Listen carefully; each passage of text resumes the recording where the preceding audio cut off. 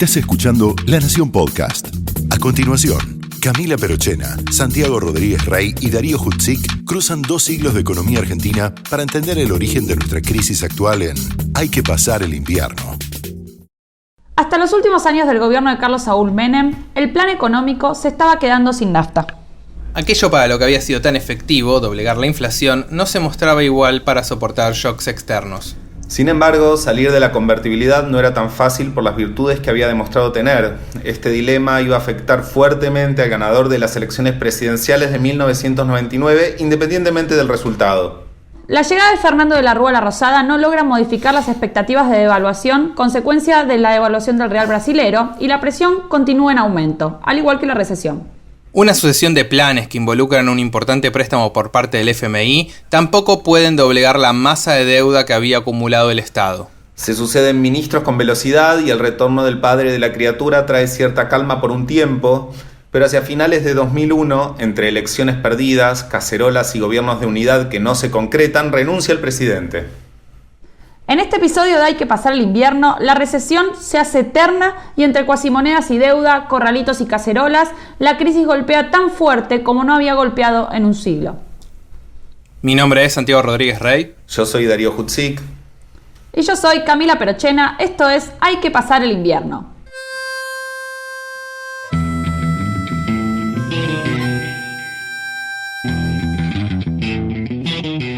En primer lugar, anuncio que el Estado argentino suspenderá el pago de la deuda externa. Los invito el lunes a trabajar con fe en el país. La economía argentina tiene posibilidades de recuperación. No hay planes perfectos, hay planes posibles. La Argentina enfrenta problemas coyunturales que no son nada más que transitorios. Esta baja notable en las exportaciones nos crea problemas de capacidad de pago. Hemos decidido recalibrar nuestras metas de inflación. Nosotros vamos a cumplir con nuestra política monetaria y nuestra política fiscal. El valor de nuestra moneda está, sin duda, perfectamente asegurado. El que depositó dólares, recibirá dólares. El que depositó pesos, recibirá pesos. La verdad que los argentinos tienen una paciencia enorme. La economía en principio está especificada porque nuestra moneda es el peso. Recibirá pesos. Por último, un mensaje de optimismo. Hay que pasar el invierno.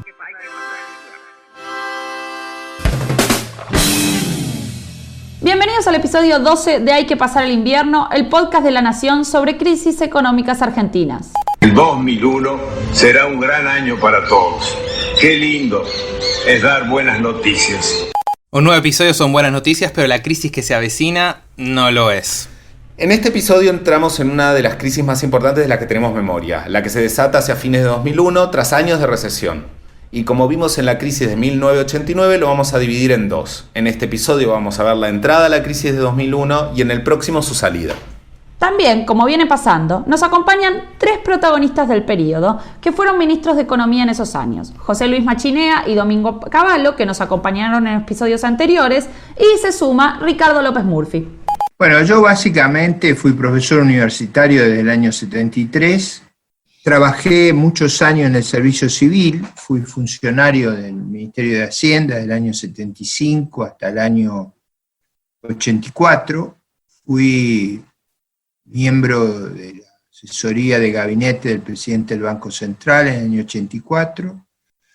Trabajé como consultor internacional de ahí en muchos años, en América Latina, en China, en Europa, digamos, hice una experiencia en África muy vasta. Volví como investigador visitante en el 89 y ya de economista jefe a comienzo del 92 y estuve ahí hasta que me designaron ministro de Defensa en el año diciembre del 99. Bueno, y ahí fui ministro de Defensa hasta marzo del 2001, que durante 2 semanas desempeñé la cartera de Economía, Infraestructura y Vivienda. Pero bueno, vamos a recapitular un poco para ver dónde quedamos en el episodio anterior. Como ya vimos, la década de 1990 se había caracterizado por mensajes y resultados ambiguos. Por un lado, hubo puntos altamente positivos, como el freno al proceso inflacionario que duraba desde 1974, casi 20 años, e inclusive no una, sino un par de procesos de hiperinflación. También tuvimos crecimiento económico en buena parte de la década, mejoras tecnológicas, de producción de energía y de productividad. Pero así como hay luces, también hay sombras. Y durante la década aumentó significativamente la tasa de desempleo, la desigualdad en la distribución del ingreso se acentuó y el empleo informal creció, entre otros deterioros del tejido social. En política económica, en el corto plazo, los gobiernos muchas veces deben decidir entre tener inflación o desempleo y navegan aguas intermedias piloteando la situación. Lo llamamos curva de Phillips. ¿Se arregla con un destornillador? No es ese Phillips, es otro Phillips. Un televisor. No, un economista neozelandés. Ah, ok. La cosa es que la Argentina entonces, sin nada de inflación, tenía mucho desempleo y algunas tímidas voces pedían flexibilizar el esquema. La situación se complicó más hacia final del segundo gobierno de Menem, cuando una seguidilla de shocks externos nos perfiló camino a la depresión. Argentina había administrado con cierto éxito el primero, el efecto tequila. Esto tuvo un efecto sobre la situación de deuda en particular de las provincias que afectaría el periodo 1997-2002, según Domingo Cavallo, por entonces ya ex ministro de Menem y candidato a presidente en las elecciones de 1999. Ahí ocurrieron dos cosas. Por un lado, el Banco Central había puesto en marcha unas normas que se llaman Basilea II, que evaluaban el riesgo de los activos de los bancos como el riesgo mínimo cuando estaba garantizado por el Estado. Y resulta que entonces las provincias dijeron, bueno, vamos a pedir que nos autorice el gobierno nacional utilizar la garantía de coparticipación federal para pedir préstamo a los bancos. Y se largaron a pedir préstamo a los bancos, sobre todo la provincia de Buenos Aires, que seguía siendo propietario del Banco Provincia, era dual del gobernador, y también otras provincias que consiguieron que Menem les autorizara el uso de la coparticipación. En realidad ahí jugó muy en contra del buen manejo de la Argentina la competencia entre Menem y Duhalde por la candidatura presidencial del peronismo en el 99, porque todas las provincias, empezando por la de Buenos Aires, pero casi todas las provincias aumentaron tremendamente el gasto, incurrieron en déficit. ¿Y cómo lo financiaron? Pidiéndole dinero prestado a los bancos. Los bancos estaban líquidos, le prestaban, incluso le cobraban tasas de interés flotantes, más Badlar, más 7%. Para que ustedes tengan una idea, en el año 2001 la Badlar estaba en 13%, más 7% significaba préstamos en dólares o en pesos al 20%. Tenían que pagar trimestralmente o semestralmente los intereses, y bueno, todo eso llevó a un endeudamiento de las provincias y a un costo financiero de las provincias, que fue la génesis, en mi opinión, de la crisis financiera que se desató tan virulentamente en el año 2001. Mientras este aumento en las deudas crecía, una serie de crisis del otro lado del mundo impactaban en Brasil, nuestro principal socio comercial, y esto terminó por impactar en Argentina. Estos shocks externos se sucedieron en 1997 y es la crisis de los tigres asiáticos. Tenés un tema para cada shock, ¿no? Tengo un tema para cada shock.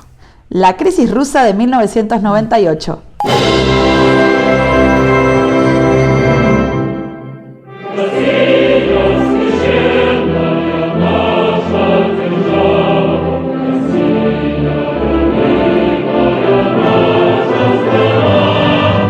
Bien ahí, himno de Rusia y no de la Unión Soviética.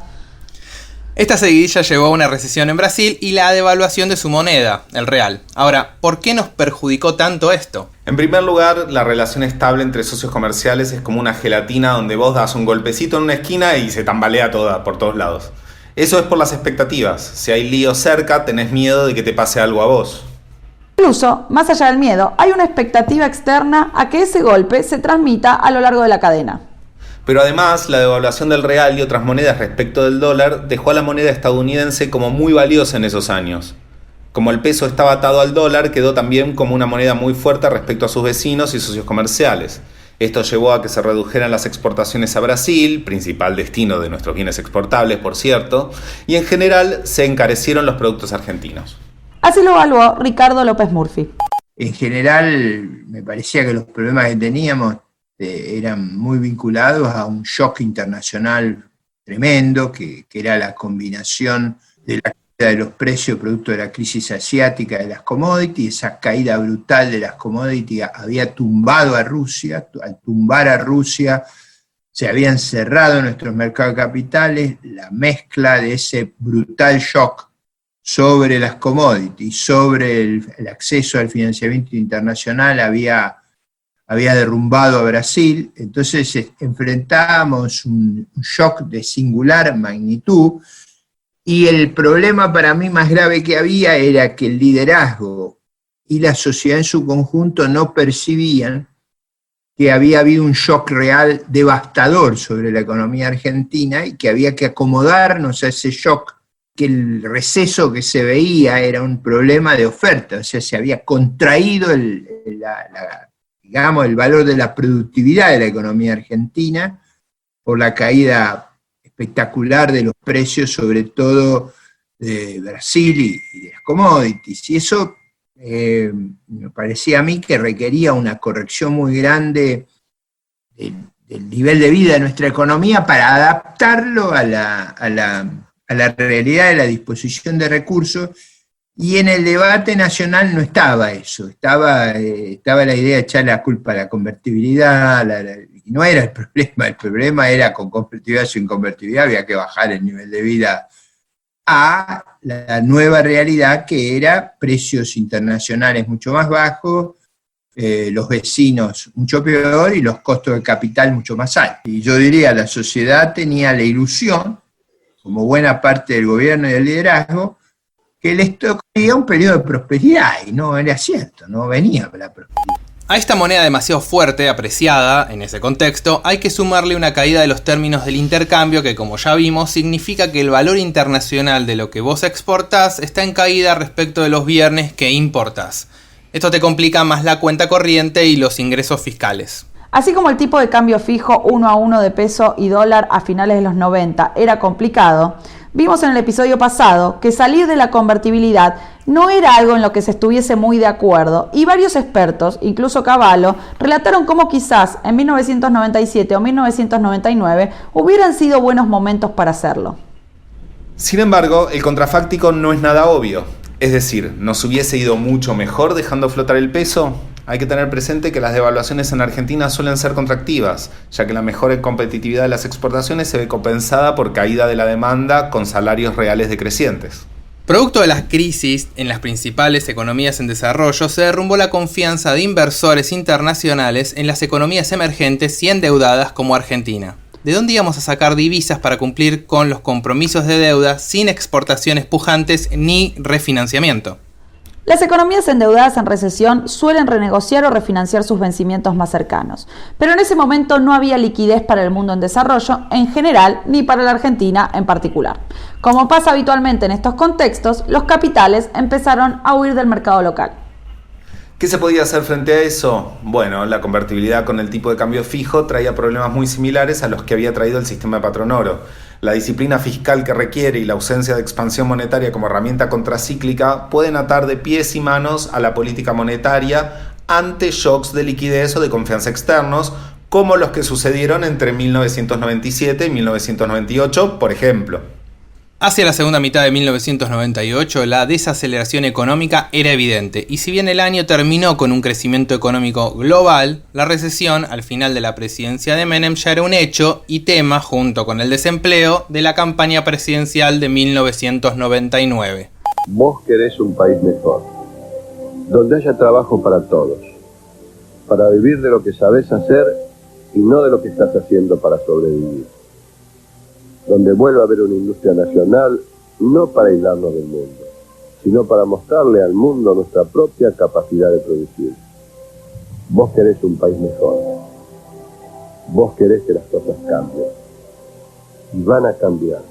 Todos hablan de cambio, nosotros sabemos cómo hacerlo. Duan de Ortega, la fuerza que hace falta.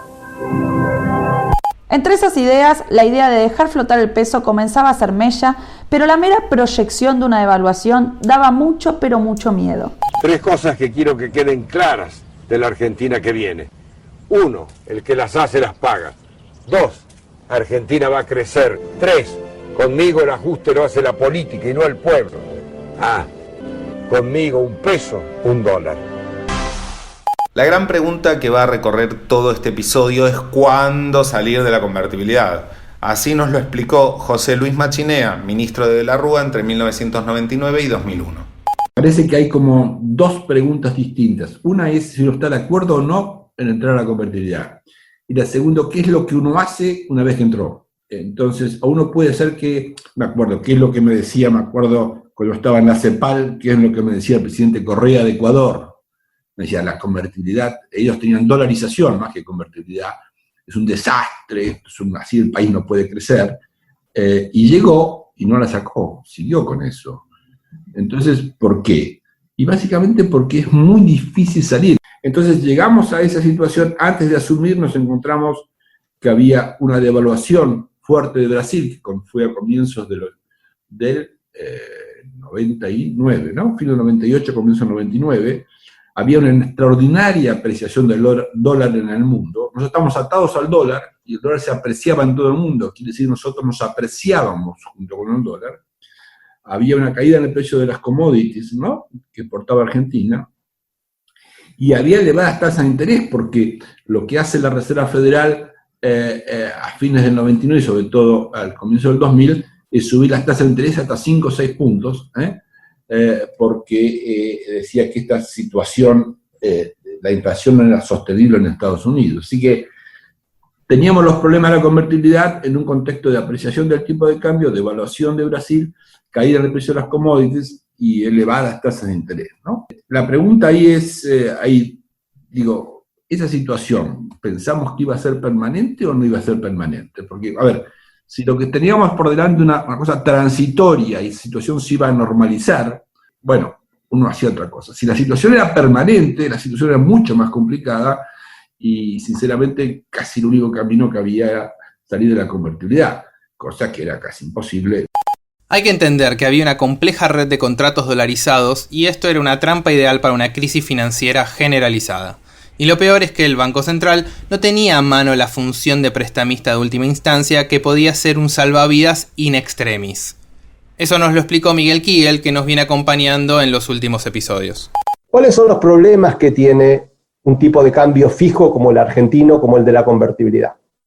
Yo creo que había 2 problemas, uno en la parte monetaria financiera y otro en lo que tiene que ver con lo que llamamos la economía real. ¿Qué significa la economía real? Una economía, digamos, que tiene tipo de cambio fijo, tiene que tener una extremada flexibilidad en lo que es el mercado, la política laboral, y tiene que tener una extremada flexibilidad en el gasto público. ¿Por qué? Porque mientras las cosas andan bien, los salarios suben, en el ciclo bueno los salarios suben, el gasto público sube, como que, digamos, entras en un círculo virtuoso en el cual todo anda bien. El problema es cuando las cosas salen mal, cuando hay problemas externos, por ejemplo, es lo que le pasó a Argentina hacia finales de los 90. ¿Qué cambió en el mundo hacia finales de los 90? Básicamente cayeron los precios de intercambio, los términos de intercambio. Por ejemplo, Argentina exportaba petróleo en ese momento y el petróleo cayó a $12 el barril, venía de niveles muchísimo más altos. ¿Y cómo responden los países ante esa situación? Básicamente necesitan una devaluación. Cuando la forma de corregir un shock externo es o devaluación o una fuerte caída del gasto doméstico, que sería una enorme reducción del gasto público. Y ahí es donde apareció el problema. Argentina no podía devaluar porque tenía convertibilidad, y si vos no podés devaluar cuando necesitas un tipo de cambio más alto, ¿qué es lo que viene? Una fuerte recesión.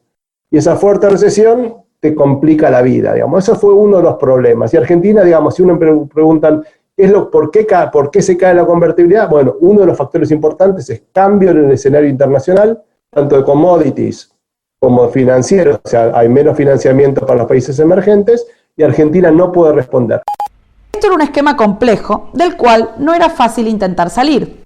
Estaba todo dolarizado, entonces vos sabés que tocabas el tipo de dólar, el tipo de cambio, y no sabías qué iba a pasar, por ejemplo, con todas las deudas. O sea, todas las empresas estaban endeudadas en dólares. El gobierno estaba endeudado en dólares. Entonces vos salías de la convertibilidad, devaluabas, y vos veías que había un problema en la solvencia del Estado, de las provincias, de las empresas y hasta de las familias, que tenían hipotecas en dólares, prendas en dólares, créditos personales en dólares. Cualquiera que miraba eso, cualquiera que miraba esta situación, cualquier presidente, economista, político, le daba miedo porque no sabías dónde terminaba todo. Entonces, en algunos espacios académicos se empezó a discutir la salida de la convertibilidad, pero todavía en el espacio público era un tema muy tabú. Algo de eso nos contó Cavallo, que hacia 1999 ya estaba a full en modo campaña. Podemos vivir mejor, podemos vivir sin miedo.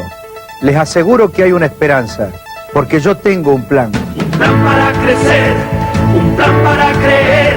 Cavallo es garantía, Cavallo tiene un plan. Cavallo es acción, acción para crecer. Cavallo presidente, una república en acción. Acción por la república. Les digo una cosa, yo estaba advirtiendo de todos estos problemas, porque yo estaba, primero era candidato a diputado nacional en el 97 y después candidato a presidente en el 99, y obviamente hablaba de todos estos temas, pero resulta que cada vez que yo hablaba de encontrar una adecuada salida del tipo de cambio fijo o de la convertibilidad con tipo de cambio fijo e introducir flexibilidad, todos se me ponían en contra, porque decían, ¿cómo el padre de la convertibilidad o del 1 a 1 quiere que o se aprecie o se deprecie o quiere salirse del sistema? Incluso recibí, el Financial Times hizo una editorial criticándome cuando yo era candidato a presidente por el hecho de que hablaba de introducir flexibilidad en el sistema monetario argentino.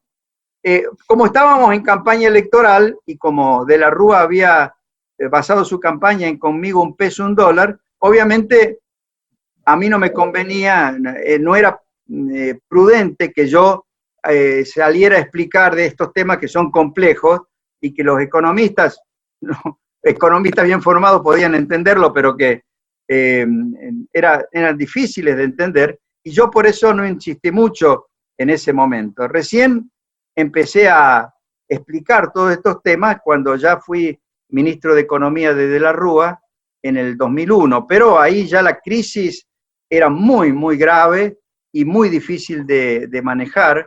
Mencionamos que en la campaña del 99 los temas fueron dos. Ya tenemos una recesión importante y en el ambiente del empleo la cosa se está poniendo muy tensa. El desempleo es elevado hace rato y en los últimos años había aumentado fuerte la informalidad laboral y la desigualdad. Nos los contó Roxana Mauricio, doctora en Economía, investigadora del CONICET y profesora de la UBA. Entramos en un periodo final de la convertibilidad, donde empiezan a mostrarse los desbalances más importantes de la convertibilidad, allá por el 98, con una situación de mercado de trabajo que ya era compleja, con una tasa de desempleo de 2 dígitos, con salarios que no habían, a pesar de que se recuperaron respecto a esa caída en el 94-95, no habían recuperado los valores promedio del comienzo de los primeros años de la convertibilidad, y con tasas de desigualdad claramente más altas de las que habíamos tenido al comienzo de los 90, porque a mediados de los 90 empieza ese proceso de crecimiento fuerte de la desigualdad. Todo este panorama obviamente se va a ir empeorando de la mano de la caída del PBI. Recordemos que el PBI entre el 98 y el 2002 cae aproximadamente un 20%, con lo cual obviamente esa caída se hace sentir no solo en los indicadores laborales, no solo en los ingresos totales, sino en materia de desigualdad y materia en términos de pobreza, ¿no? Y por ejemplo, un dato importante que yo no he mencionado hasta ahora, de todo ese proceso, es un largo proceso de aumento de la informalidad laboral, ¿sí? En todo este proceso, sobre todo en la segunda mitad de los 90, no solo que la demanda de empleo no logra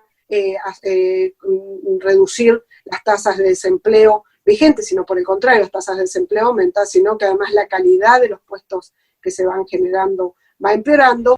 Este periodo se caracteriza por un notable aumento de la informalidad laboral. Parte de la informalidad laboral se concentra en empresas que uno puede suponer que son de menor productividad. Por ejemplo, son empresas de menor tamaño, entonces son empresas cuyos niveles de productividad son más bajos y por lo tanto seguramente también son más bajos la posibilidad que tienen estas empresas de hacer frente a toda la legislación laboral y a los costos obviamente asociados a la legislación laboral. Entonces, en ese sentido, cuanto más fuerte es la legislación laboral, por ejemplo, cuanto más operativo es el salario mínimo, o las negociaciones colectivas, o la indemnización por despido, obviamente eso hace que sea más complicado para ciertas empresas poder afrontar esos costos. Entonces, es una explicación, una de las dimensiones importantes para entender por qué la informalidad laboral siempre es más alta y significativamente más alta en establecimientos de pequeños tamaños. Ahí lo que decimos es se mezcla esta dimensión o este enfoque legal de la informalidad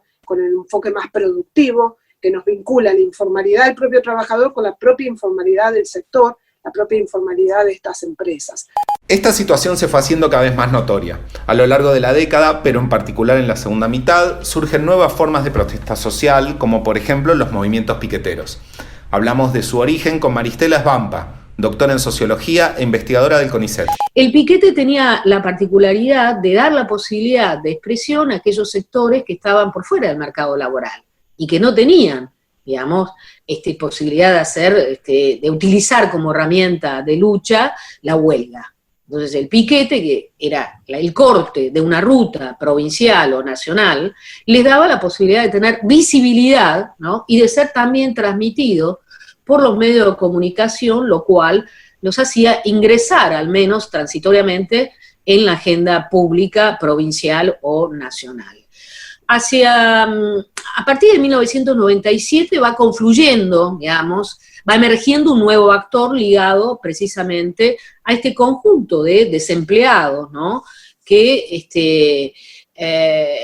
vemos sobre todo el movimiento de piqueteros o el movimiento de trabajadores desocupados, sobre todo nace, ¿no? En las provincias, ¿no? Muy ligado a el proceso de privatización de YPF, ¿no? En provincias como Neuquén y como Salta. Y eso confluye con un movimiento también de desempleados de larga data, algunos de ellos, del sur y el oeste del conurbano bonaerense, ¿no?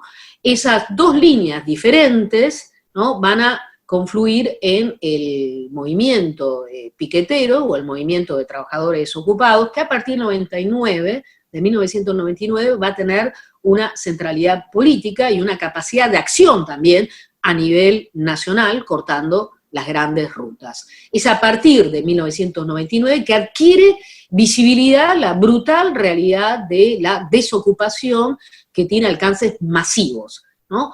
Gran parte de la sociedad argentina comprende que se está en un escenario de hiperdesocupación, más allá del discurso neoliberal que habla de la integración de la Argentina al primer mundo. Llegamos finalmente a las elecciones de 1999. Teníamos como candidato por la Alianza a Fernando de la Rúa, Eduardo Duhalde por el PJ y a Domingo Cavallo por Acción por la República. En campaña los candidatos proponían cierta continuidad en términos económicos con algún matiz. Para De la Rúa la principal bandera es de justicia y lucha contra la corrupción, con garantía de seguir con el tipo de cambio fijo $1 peso, $1. Duhalde, en cambio, propone un plan de concertación con baja de impuestos, renegociación de la deuda empresarial y aumento de la jubilación mínima. Finalmente el resultado sería en primera vuelta. Faltan solo segundos para disponer de esa información y para que se cierre el comicio, para que comience a escrutarse los votos. Fernando de la Rúa, presidente 2000. En el distrito de la provincia de Buenos Aires, los resultados hasta el momento, de acuerdo con el Centro de Cómputos Artear, reñidísima elección. Hasta ahora, gobernadora de la provincia de Buenos Aires, con el 44.9%, Graciela Fernández Meijide. El 41% de los votos se le acreditan al doctor Carlos Rucauf. Tercia en la puja, con el 9.2%, Luis Patti. Vamos a la Alianza. Explotó explotaron los partidarios de la Alianza en un solo grito, saltan, gritan, aplauden, están reunidos en el salón de invitados y ahora son ellos los protagonistas. Che, pero Graciela no ganó. ¿Qué hubiera pasado si Fernández Mejide ganaba en 1999 la provincia, no? Eso es para otro podcast. Con De la Rúa en el gobierno, José Luis Machinea fue nombrado como ministro. Recuerden que Machinea nos acompañó en el episodio de 1989, ya que había formado parte del equipo de Surruil que implementó el Plan Austral. Le preguntamos a Machinea en qué estado estaba la economía cuando llegó al ministerio. Nos dejaron una situación no tan grave como la que estábamos hablando recién, pero donde el déficit fiscal había trepado a casi 5 puntos del producto, digamos, ¿no? Y había un déficit de balance de pago también muy grande. Y por lo tanto era difícil, muy difícil de manejar, sobre todo en un contexto donde el tipo de cambio no se podía mover, porque teníamos la convertibilidad. Yo personalmente, inicialmente, había estado al comienzo de la convertibilidad en contra, muy crítico de la convertibilidad, sobre todo cuando los precios aumentaron mucho al inicio y atrasaron el tipo de cambio. Tuve una discusión por radio, me acuerdo, con Cabal. Después me convencí, después de 4 meses, que era muy difícil salir de la convertibilidad y creí que había margen para implementar ciertas políticas de desarrollo productivo aún dentro de la convertibilidad. Era muy difícil pensar otro tipo de políticas económicas en el marco de la convertibilidad, pero también era muy difícil salir de ella. Con el diario El Lunes todos dicen que había que salir, pero pongámonos en los zapatos de los actores de la época. Eso nos cuenta José Luis Machinea. Hasta mi peluquero un día me dice, no, pero el problema fue no haber salido de la convertibilidad. Y yo le digo, ¿vos por qué dices eso? Y sí, toda la gente que viene acá me dice lo mismo. Le digo, perdóname, ¿te lo dicen ahora o te lo decían en el 99? No, bueno, me lo dicen ahora, me dice. Y claro, ahora como es lo que decís vos, digamos, todo el mundo está de acuerdo que había que salir de la convertibilidad, ¿no? Ahora, nosotros también lo pensamos. Ahora, ¿cuál era el problema? ¿No? El problema era básicamente, en cambio tengo los números de acá, ¿qué pasaba en el sistema financiero? El 85% de los créditos eran al sector privado eran en dólares. El 96% de la deuda pública era en dólares. El 75% de los depósitos a plazo fijo, casi 80%, eran en dólares. Muy bien. Había dolarización de las tarifas públicas. Lo que habían acordado en las privatizaciones es que las tarifas públicas se iban a ajustar con el dólar, pero aparte iba a ser todos los años 2% por arriba, porque era secamente la inflación, y por lo tanto, en dólares, pero 2% aumentaba todos los años. Tercero, había contratos no financieros dolarizados, los alquileres estaban dolarizados. Uno tenía un alquiler en pesos, pero se ajustaba también en dólares, o directamente eran dólares, ¿no? Los alquileres, hasta los proveedores de las empresas, si daban crédito por 90 días o 60 días, eran en dólares. ¿Qué es lo que pasa cuando uno en una situación de ese tipo termina con la convertibilidad, ¿no? Entonces, ¿qué es lo que pasa? Es que hay varios que quiebran en el camino, ¿no? Primero los que tomaron un crédito en dólares y ahora resulta que el dólar aumentó 30% y los precios no. El señor está seguramente hay varios que quedan en el camino, ¿no? Que quiebran. Lo mismo pasa con los alquileres, lo mismo pasa con el resto. O sea, que lo que hay que hacer es romper todos los contratos. Si uno va a salir de la convertibilidad, de romper todos los contratos. ¿Romper qué quiere decir? No respeto lo que dicen los contratos respecto a los depositantes, no respeto los contratos de los deudores, no respeto la dolarización de las tarifas públicas. O sea, ese contrato, ese acuerdo que estaba en el contrato con las empresas, había que también romperlo. Había que romper los contratos de alquileres, todo había que romperlo. Entonces, es un problema fenomenal, ¿no? Y entonces eso hacía casi imposible. No imposible, pero eso era caos. Entonces, ¿qué hacer en esa situación complicada? El plan del gobierno de la Rúa era atacar el déficit fiscal para solucionar los problemas económicos sin salir de la convertibilidad. Se buscaba recuperar la confianza externa mediante la ampliación de impuestos y el recorte de gastos. De esa manera querían revertir o moderar la salida de capitales que hacían aumentar el riesgo país y obstaculizaban la recuperación económica. Por eso, Machinea apuntó, mediante diferentes políticas, a la austeridad fiscal. El problema es que el déficit fiscal era ya de casi 5 puntos del producto. Por lo tanto, yo nunca no estaba muy de acuerdo de hacer grandes ajustes fiscales, pero algo había que hacer. Primero, porque no éramos creíbles ya. El país no era creíble. Segundo, porque no había posibilidad de hacer un acuerdo con el Fondo Monetario Internacional. Sin el acuerdo con el Fondo, Argentina estaba rápidamente en una situación de default. O sea, las reservas que teníamos, que nos habían dejado, daban para 2 meses, no más. Me pareció que lo más razonable era hacer esa reducción del déficit fiscal mucho menor a la que pidió el Fondo. Yo diría que la mitad de lo que pidió el Fondo, pero algo hicimos, porque entre otras cosas estaba otra en la cual he sido recordado voy a seguir recordado durante mucho tiempo, que es el impuesto a los ingresos, ¿no?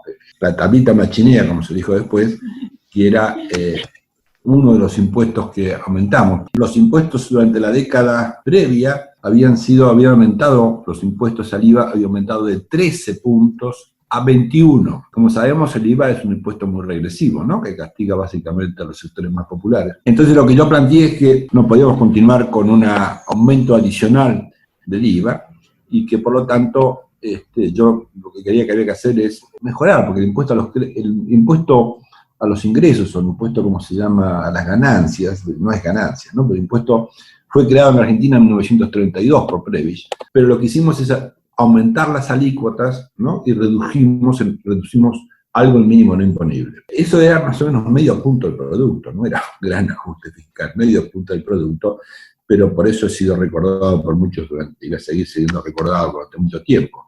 Pero básicamente el impuesto a los ingresos es un impuesto que existe en cualquier país del mundo, ¿no?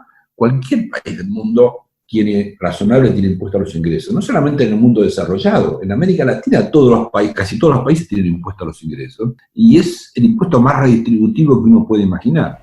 El objetivo entonces era dar señales y convencer a los mercados de que acá no iba a pasar lo que otras veces sucedió en Argentina. El gasto iba a estar controlado. Además del aumento de impuestos y recortes de gastos, se establecieron topes a las transferencias que Nación hacía a las provincias. Pero el aumento de impuestos y los recortes de gastos fueron pasando facturas sobre el nivel de actividad. Las inversiones no llegaban y se asentaba la idea de que la Argentina no podía hacer frente a sus deudas. Los problemas financieros se veían agravados por las fracturas al interior de la coalición de gobierno.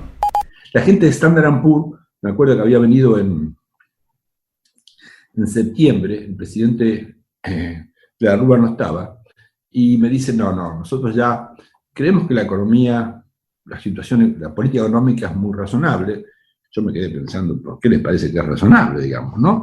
Pero la situación política de este país lo vemos muy inestable, así que nosotros vamos a bajar, vamos a hacer un downgrade de la calificación de Argentina. Y digo, no, pero bueno, no pueden hacer eso, etcétera. Bueno, yo digo, bueno, hagamos una cosa, digo, el presidente no está, ¿ustedes quieren hablar con el vicepresidente?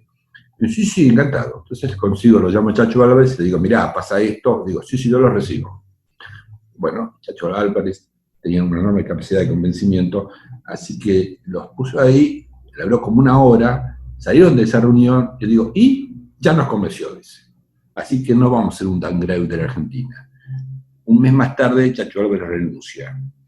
Lo que pasa con la renuncia de Chacho Álvarez es que el riesgo país aumenta 300 puntos en un mes, y ahí aparece el famoso blindaje, etcétera, etcétera, como una manera de tranquilizar la situación.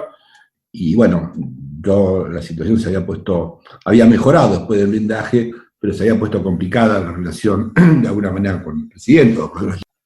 La viví de esa manera, así que yo decidí renunciar. Pero veamos qué fue eso que Machinea llama el blindaje. Daro, zapatero a tus zapatos.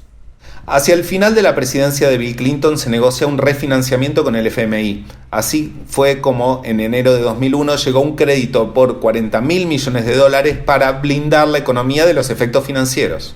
Pero fue una carta que duró poco. 2 meses más tarde, hacia marzo de 2001, se empezó a hacer evidente que Argentina no iba a poder cumplir con las metas de gasto público establecidas por el FMI, por lo cual se ponía en peligro los próximos desembolsos, y esto aceleró la salida de depósitos. En este contexto se produjo la renuncia de Machinea y su reemplazo por Ricardo López Murphy, quien hasta entonces se desempeñaba como ministro de Defensa. Pero el diagnóstico que hacía López Murphy no era el mismo que hacía el presidente de la Rúa. En general, la discrepancia más grande que yo tenía era con el presidente, porque el presidente tenía la sensación, digamos, que es comprensible, un hombre muy inteligente, él tenía la sensación de que no podía ser tan grande la adversidad. La adversidad que me están relatando no puede ser tan grande. Y bueno, básicamente mi esfuerzo en las discusiones era: la adversidad es mucho peor de lo que el propio ministro Machinea le dice. Y eso a mí me chocaba que me pidiera que me hiciera cargo de la cartera de Economía, porque él conocía perfectamente nuestra discrepancia y, digamos, no sé cómo decirlo de una manera que no suene, es conocida mi firmeza sobre las posiciones que tengo. Entonces, persona que es extremadamente temperamento cordial, como José Luis Machinea, de una actitud muy dialoguista y flexible, ya era difícil. Imagínense con una persona que por temperamento es, digamos, muy firme y muy determinado. Entre otras cosas, por eso fui ministro de Defensa. Usted me escuchaba hablar, no tenía dudas de dónde estaba la verticalidad del mando. Ante la gravedad del shock externo y la crisis financiera en ciernes, López Murphy priorizó la disciplina fiscal en el programa para intentar dar la señal de confianza que se necesitaba. La resistencia social e interna a su programa fue muy contundente. Bueno, yo estaba visitando a las tropas nuestras que estaban, digamos, acantonadas en Chipre, integrando un contingente de Naciones Unidas. Y ahí esa tarde me enteré que el ministro había renunciado y me llamó el presidente. Y me preguntó y me pidió. Y bueno, ahí... Bueno, fueron 2 semanas de muy duras discusiones. O sea, yo le llevé al presidente, yo asumo el lunes, el martes estaba el programa. Ahí cuando conversamos ese domingo a la noche, que yo llegué de Europa, yo le dije, en 2 semanas yo tengo que explicarle a la población los problemas que tenemos. 2 semanas de tiempo tenemos para que todo el mundo tenga conciencia de la gravedad del problema y se cree el consenso alrededor del programa. Y nos pasamos prácticamente 2 semanas discutiendo, pero con una intensidad enorme, con el gabinete, con la coalición de gobierno, con la coalición parlamentaria, de una manera fueron muy duras esas reuniones, porque había mucha resistencia a aceptar la gravedad, pero tampoco había alternativa, o sea, ¿cuáles eran las alternativas? Yo me había comprometido a que el viernes siguiente, no de la primera semana, de la segunda semana, a la noche, explicaba el programa a la población. Y bueno, esas 2 semanas fueron dificilísimas, con mucha, digamos, conflicto, pero el compromiso estaba, y yo le dije al presidente, si usted cree que no hay consenso para hacer lo que yo profesionalmente creo que es inescapable, lo mejor es que me remueva el cargo antes que pronuncie el discurso, después va a ser muy costoso. Bueno, el presidente obviamente él veía el nivel de conflicto que había y las dificultades, pero bueno, la situación en los mercados era extraordinariamente compleja y se había generado una gran expectativa de que iba a enderezar la cosa, o sea, que sacarme un peso a mí iba a ser más difícil que operarme. O sea, iba a venir una época muy firme en la finanza pública, no digo no es lo que yo pensaba o hacía, sino lo que la gente creía, y verdad, eso hubiera ocurrido. Y a partir de allí, finalmente, la mañana del viernes el presidente me autoriza a decir el discurso, que lo conocía y lo discutimos varios días con mucha profundidad. Y bueno, si usted recuerda, fue una noche con mucha lluvia, fue un discurso tremendo por televisión, y fue tremendo al otro día en la Bolsa de Comercio, había como 3.000 empresarios, yo creo ser un buen orador, pero esas 2 veces, si usted va a YouTube va a ver las veces que se ha visto ese discurso. Creo que lo hice con la mayor elocuencia que pude, las 2 veces, pues sabía que se jugaba el futuro. Y por último, quiero transmitirles un mensaje de optimismo. El optimismo y la convicción de que estamos enfrentando los problemas, de que no los evadimos, de que no rehuimos los desafíos, de que sabemos que enfrentamos dificultades muy complejas, que vamos a enfrentar en los próximos días debates muy profundos, seguramente posiciones antagónicas. Lo vamos a hacer con la seguridad y la convicción, con ese optimismo visceral que en el éxito de este esfuerzo, del éxito de este esfuerzo, depende el éxito de nuestra nación. Si nosotros no lográramos ser exitosos, las condiciones para recrear el crecimiento y la viabilidad de la Argentina como nación se encontrarían afectadas.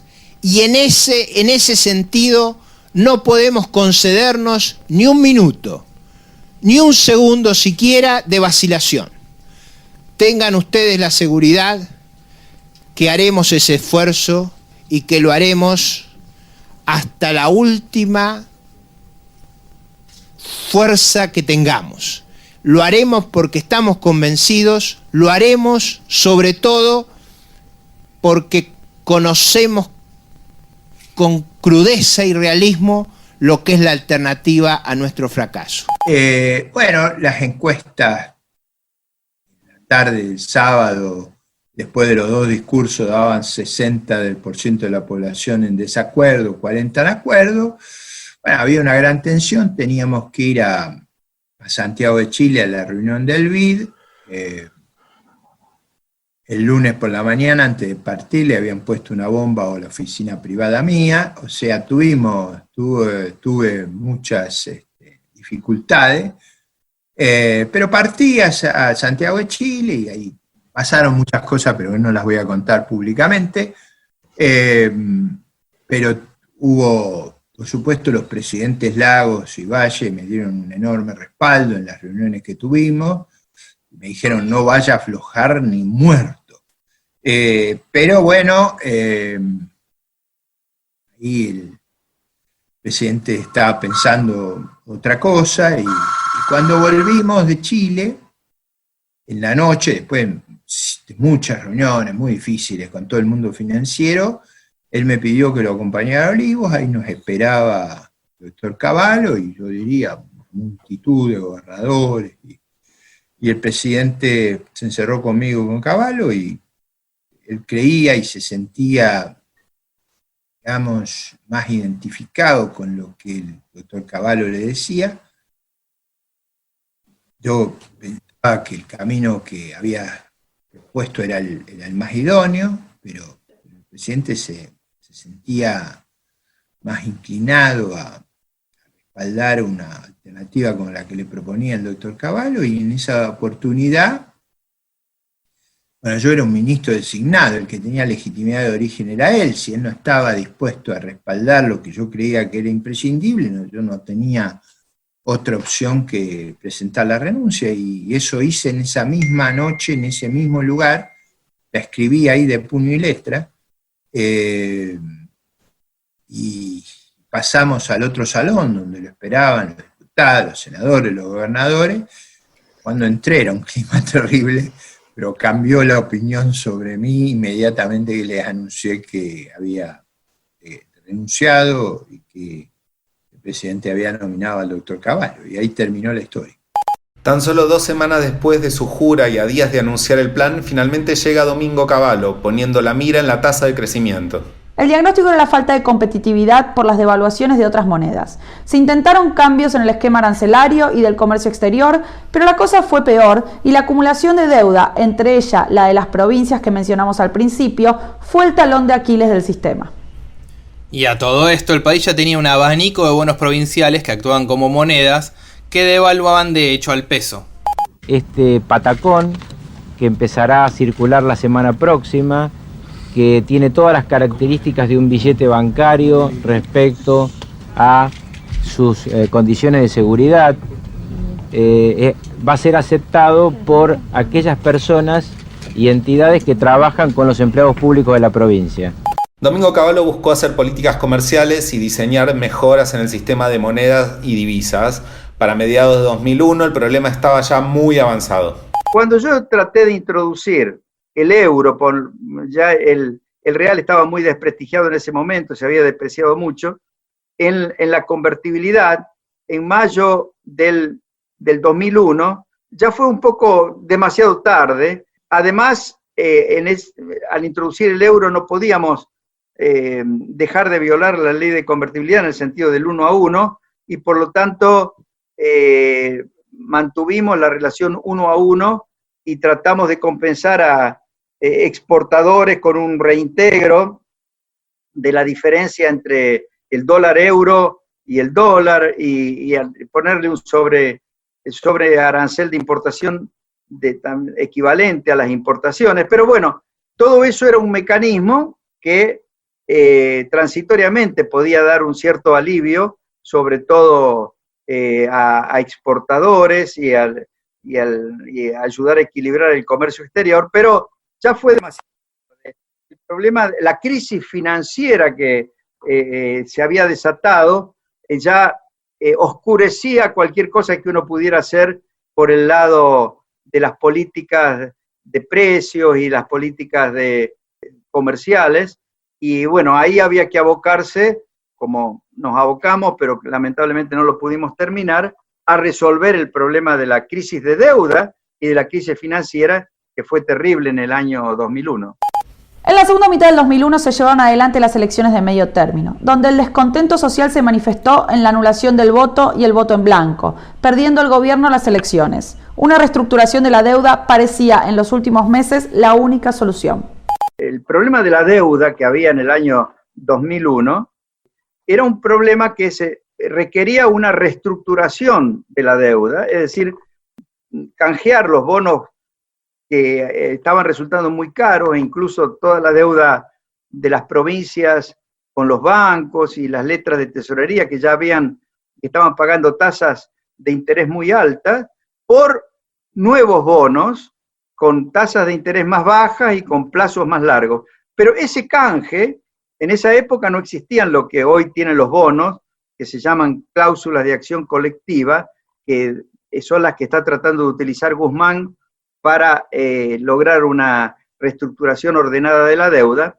Entonces, pero encontramos una forma de avanzar también hacia una reestructuración ordenada, e incluso logramos hacia fines de noviembre, principios de diciembre del 2001, reestructurar más del 50% de la deuda pública total a través de lo que se llamó el préstamo garantizado, que es un poco complicado explicarlo, pero que había permitido bajar la tasa de interés a menos del 7%, desde algunas creencias o deudas del Estado que tenían tasas del 20 o 21% en dólares, y además alargar por 3 años todos los plazos de vencimiento, de tal forma que no habría vencimientos en el año 2002, 2003, 2004. Y con eso se había logrado una reducción en la factura de intereses de más de 4.000 millones de dólares, sobre un total de 11.000 millones de dólares que eran la factura de intereses del año 2001. Y faltaba reestructurar los bonos que circulaban básicamente fuera de la Argentina y que no se habían presentado a transformarse en un préstamo garantizado. Pero teníamos todo listo para lanzar ese canje, incluso teníamos los votos necesarios para imponer unas cláusulas que no son las de acción colectiva que se utilizan ahora, sino que se llamaban cláusulas de salida consentida. Pero, ¿qué ocurrió? Cuando estábamos en ese proceso, se produjo el golpe institucional del 19 y 20 de diciembre del 2001, que finalmente llevó al poder a Duhalde, que había perdido las elecciones en el 99.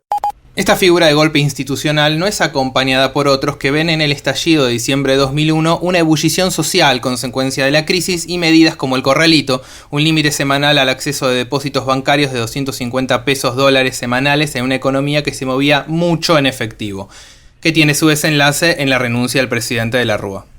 El cacerolazo, en primer lugar, también, digamos, como repertorio de acción es dinámico. No es lo mismo el cacerolazo del 19 de diciembre del 2001 que los cacerolazos que se dan hoy en día contra la cuarentena. Son muy diferentes. El cacerolazo del 19 de diciembre fue un hecho histórico, un gran acontecimiento, imprevisto, ¿no?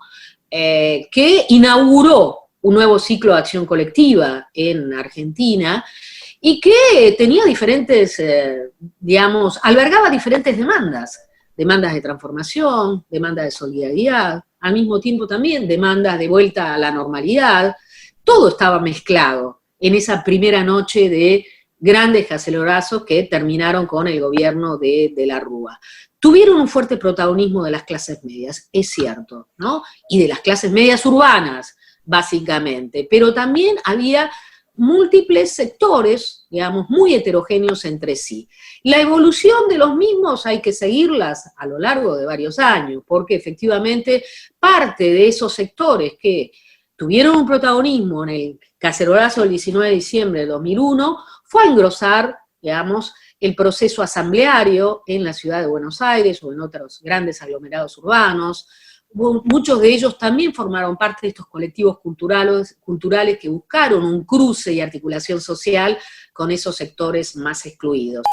La entrada a la crisis de 2001, a fines de 2001, presenta un clásico problema de inconsistencia temporal en economía política. Más claro, Doc. Ok, Martí. Básicamente que antes de tomar una medida puede ser más o menos ideal para ese momento, pero una vez tomada puede ser muy difícil abandonarla. Como pasa con la cuarentena, es una solución efectiva al principio, pero después es complejo salir. Sí, son soluciones bastante drásticas que generan que el sistema funcione muy condicionado a ellas. Con la convertibilidad en Argentina pasó algo similar. Fue una posible solución y efectiva contra la hiperinflación de fines de los 80s y principios de los 90s, pero era un dique de contención que era difícil abandonar gradualmente por varios motivos. Principalmente, el tejido de contratos establecidos en dólares y los temores a salir, aunque sea de manera programada por el efecto contractivo de la actividad económica. La salida de la convertibilidad fue muy traumática tanto a nivel socioeconómico como político. Sin embargo, hacia enero de 2002 habilitó eventualmente una mejora del contexto macroeconómico, en parte por mérito de fundamentos establecidos durante la vigencia de la ley. La figura institucional del Banco Central fue importante. Nos lo explicó Laura D'Amato, quien nos acompañó en varios episodios y nos pone así en camino al próximo episodio. Parte de, no sé, llamar exitoso la salida de la convertibilidad a pesar del tremendo costo social y económico que eso tuvo, tiene que ver con los logros de la convertibilidad en el sentido de el tema, cómo afectaron tantos años de estabilidad nominal al proceso de formación de precios, digamos, y a las expectativas. Yo trabajaba en el Banco Central en esa época. Y me acuerdo de que en ese momento el fondo auguraba que podía haber, no sé, una hiperinflación en algún momento.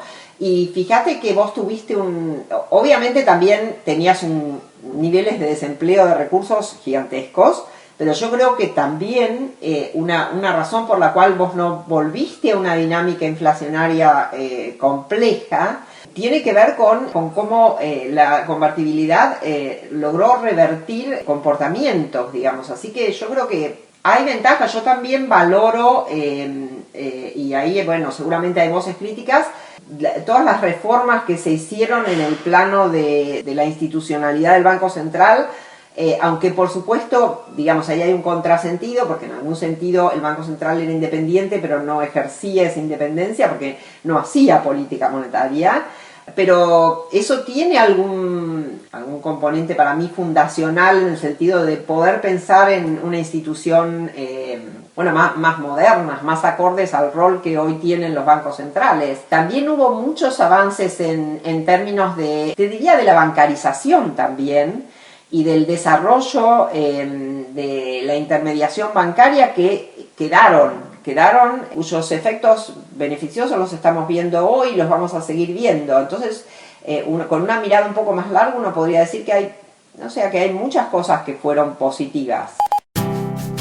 Antes de irnos, y como van a escuchar en todos los episodios, le preguntamos a nuestros invitados en qué momento se jodió la Argentina. Laura D'Amato nos dijo esto. De una manera más estructural, posiblemente, en mi opinión, se jodió posiblemente en esta época que yo te señalaba, que es en el entorno de mediados de los años 40.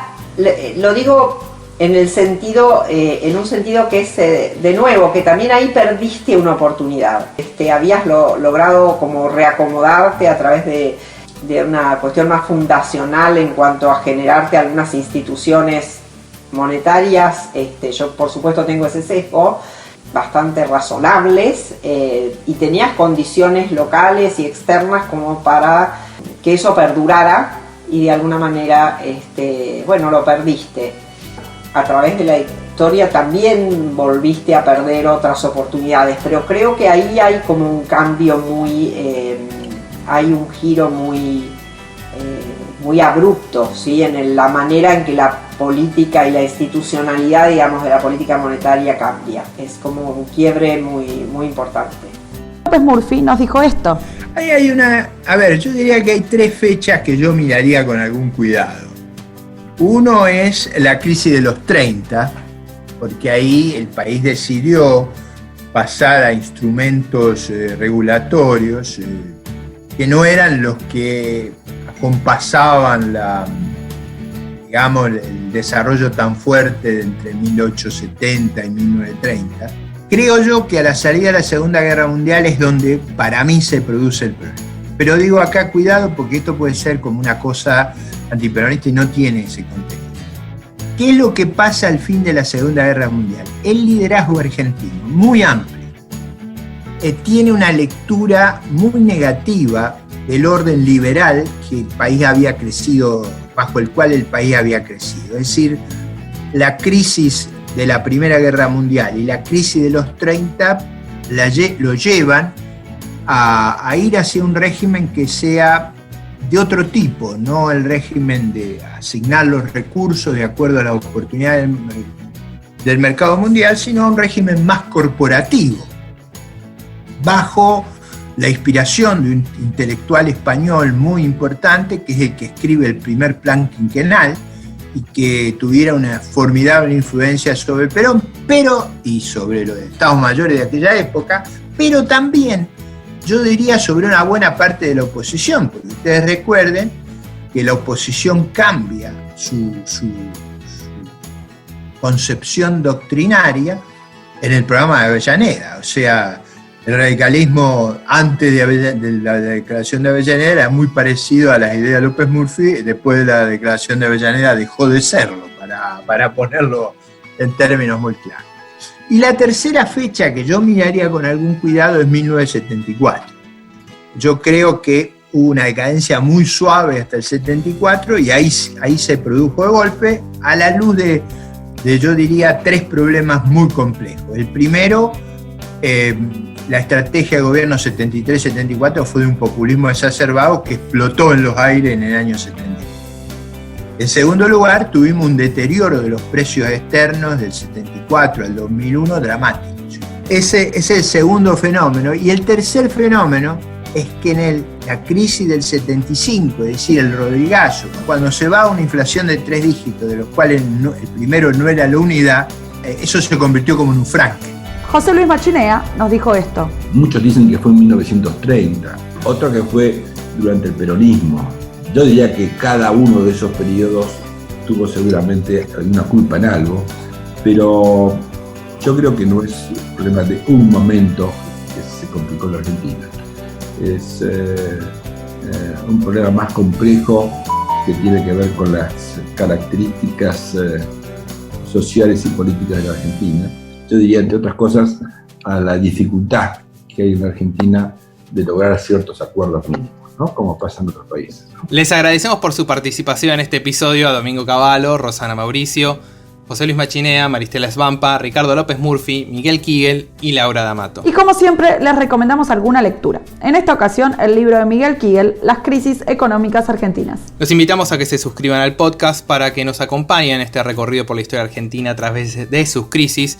Nos pueden escuchar en La Nación, Spotify, iTunes o en el agregador de podcast que prefieran. En el próximo episodio de Hay que pasar el invierno se suceden 5 presidentes en 2 semanas, se anuncia la suspensión del pago de la deuda externa y entre corralones y rescate de cuasimonedas, entre devaluaciones y pesificaciones, la economía rebota y se comienza a salir de la crisis. Mi nombre es Santiago Rodríguez Rey. Yo soy Darío Hutzik. Y yo soy Camila Perochena. Adiós.